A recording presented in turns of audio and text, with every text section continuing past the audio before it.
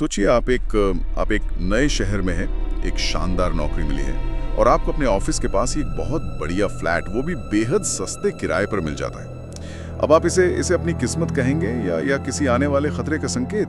अक्सर ऐसी चीजों को हम अपनी खुशकिस्मती ही मान लेते हैं, है ना? लेकिन आज जिन स्रोतों पर हम बात करने वाले हैं वो बताते हैं कि कभी-कभी जो चीज सच होने के लिए बहुत अच्छी लगती है वो असल में होती भी नहीं है। बिल्कुल। आज की हमारी ये पूरी पड़ताल इसी एक सवाल के इर्द गिर्द घूमती है। ये कहानी है 22 साल की अनन्या की, जो राजस्थान के एक छोटे से शहर से निकलकर जयपुर आती है। उसे एक ऐसा ही सस्ता और सुविधाजनक फ्लैट मिलता है, लेकिन उसे ये नहीं पता था कि उस फ्लैट की दीवारों में एक बहुत ही भयानक, एक गहरा राज छिपा हुआ है, जो एक सदियों पुरानी लोक कथा से जुड़ा है। और यही आज की हमारी इस चर्चा का मुख्य विषय है। ये सिर्फ एक डरावनी कहानी नहीं है। हम अनन्या के अनुभव को एक तरह से केस स्टडी की तरह इस्तेमाल करके भारत की एक बहुत ही खास और डरावनी लोक मान्यता की परतें खोलेंगे, जिसे कई स्रोतों में कच्चा करवा कहा गया है। हम ये समझने की कोशिश करेंगे कि ये आखिर है क्या, ये कैसे बनाया जाता है और ये कैसे किसी इंसान की जिंदगी में ऐसा खौफ पैदा कर सकता है। चलिए तो फिर इस पड़ताल को शुरू करते हैं। अनन्या 22 साल की अपने छोटे से शहर से जयपुर शिफ्ट होती है एक नई नौकरी के लिए। जैसा हमने बताया, उसे ऑफिस के पास ही एक सोसाइटी में बड़े सस्ते किराए पर एक फ्लैट मिल गया। उसके लिए तो ये एक सपने का सच होने जैसा था, लेकिन चीजें शुरू से ही थोड़ी अजीब थी। अजीब मतलब किस तरह से? जैसे सोसाइटी के लोग उसे हमेशा घूरते रहते थे, जैसे वो कोई अजूबा हो। और सबसे अजीब बात, उस सोसाइटी की कोई भी काम वाली उसके घर में काम करने को तैयार नहीं थी। अनन्या को ये सब थोड़ा अटपटा तो लगा, लेकिन फ्लैट सस्ता था, ऑफिस पास था, तो उसने इन बातों पर ज्यादा ध्यान नहीं दिया। पर असल अजीब सिलसिला तब शुरू हुआ जब उसके दोस्त उसे रात में फोन करते। हाँ, और ये हमारी पड़ताल का एक बहुत जरूरी बिंदु है। जब भी कोई दोस्त उसे रात में फोन करता तो वो अनन्या से पूछता कि उसके पास से किसी छोटे बच्चे के रोने की आवाज क्यों आ रही है। लेकिन अनन्या को उसे खुद कोई आवाज नहीं सुनाई देती थी। बिल्कुल। पहले तो अनन्या ने सोचा कि शायद नेटवर्क की कोई दिक्कत होगी, इसे नजरअंदाज कर दिया। लेकिन जब हर एक कॉल पर यही होने लगा तो उसे भी ये बात परेशान करने लगी। हमारे एक स्रोत में जो ऐसे अलौकिक अनुभवों के मनोवैज्ञानिक प्रभाव पर है, इस घटना को गैसलाइटिंग बाय प्रॉक्सी कहा गया है। यहाँ मतलब खतरा सीधे आप पर हमला नहीं कर रहा, बल्कि आपके दोस्तों के माध्यम से आपकी जो असलियत की भावना है उसे खत्म कर रहा है। यह किरदार को बाहरी खतरे के साथ साथ एक अंदरूनी संघर्ष में भी डाल देता है।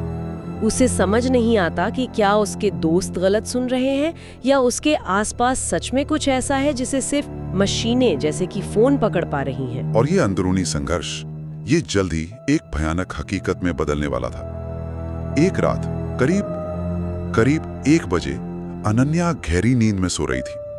तभी उसे किसी छोटे बच्चे के जोर से रोने की आवाज सुनाई दी, इतनी तेज कि उसकी नींद टूट गई। तो अब वो आवाज फोन से निकलकर असल दुनिया में आ चुकी थी। हाँ, पर जैसे ही उसने आंखें खोली वो आवाज एकदम बंद हो गई।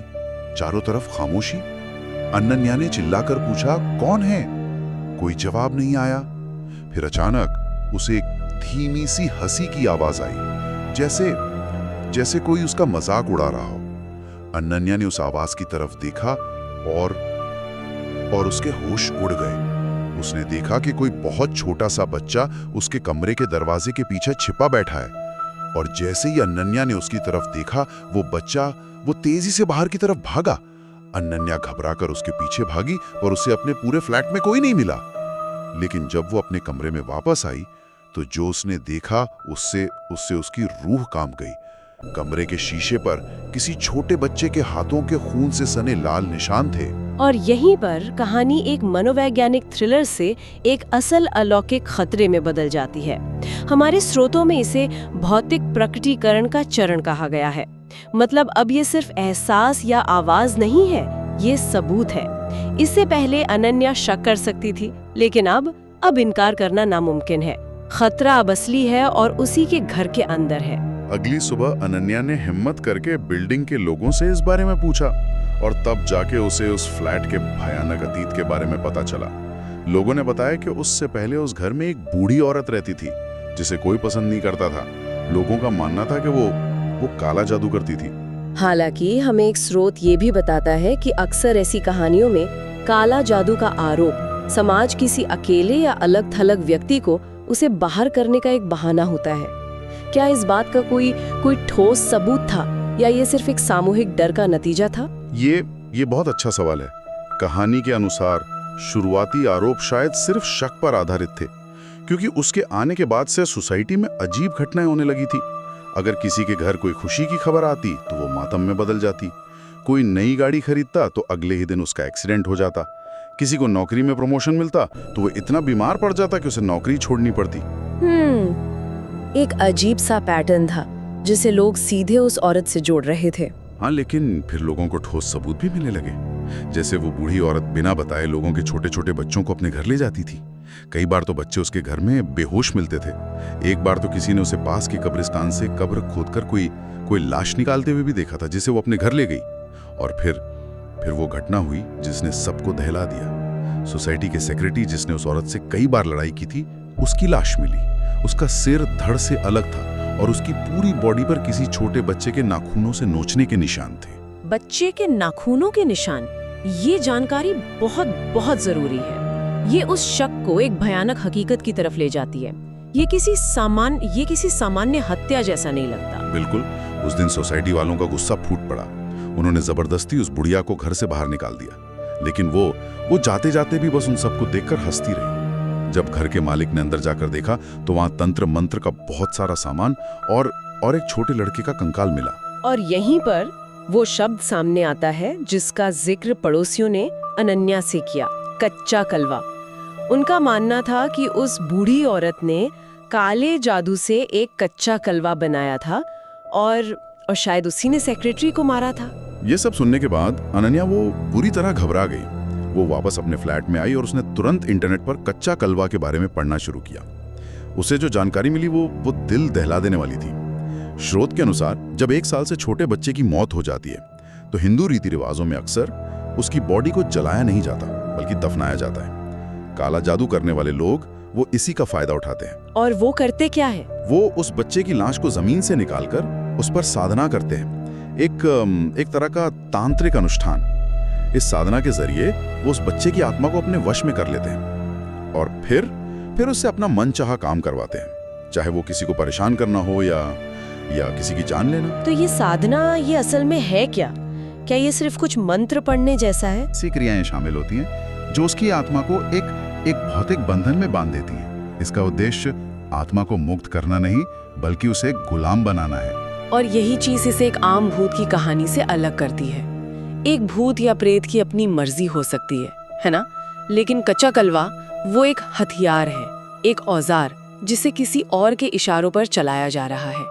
यह उस आत्मा को और भी ज्यादा खतरनाक और अप्रत्याशित बना देता है, क्योंकि वो किसी के बुरे इरादों को पूरा करने का एक जरिया बन चुकी है।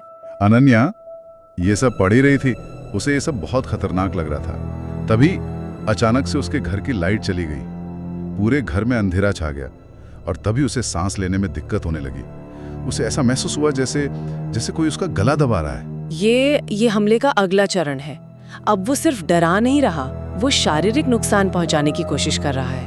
ओफ, वो पसीने में भीग गई थी। किसी तरह वो किचन तक पानी पीने गई, लेकिन घबराहट में उसके हाथ से ग्लास छूट गया। उसने जब किचन की खिड़की के शीशे में अपनी परछाई देखी तो उसके गले पर छोटे छोटे उंगलियों के निशान बने हुए थे, जैसे किसी बच्चे ने पूरी ताकत से उसका गला घोंटने की कोशिश की हो। वो कुछ समझ पाती तभी उसे अपने कमरे से फिर से उसी बच्चे के बहुत तेज रोने की आवाज आई। वो डरते डरते कमरे में गई। आवाज कहीं ऊपर से आ रही थी। अनन्या ने ऊपर देखा और जो मंजर था वो शायद उसकी जिंदगी का सबसे खौफनाक मंजर था। उसकी अलमारी के ऊपर से धीरे धीरे 2 हाथ बाहर आते दिखे। अब वो छिप नहीं रहा है? बिल्कुल नहीं। उन हाथों के बाद एक बहुत ही खूंखार सा दिखने वाला बच्चे का चेहरा सामने आया। ऐसा लग रहा था कि उस बच्चे का पूरा शरीर सड़ चुका है। उसके दांत नुकीले थे और नाखून लंबे और काले, और वो अनन्या को देखकर एक बहुत ही भयानक तरीके से मुस्कुरा रहा था।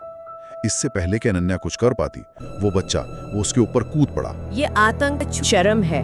मतलब अब तक जो चीज छिपी हुई थी, जो सिर्फ इशारे दे रही थी, वो पूरी तरह से सामने आ चुकी है।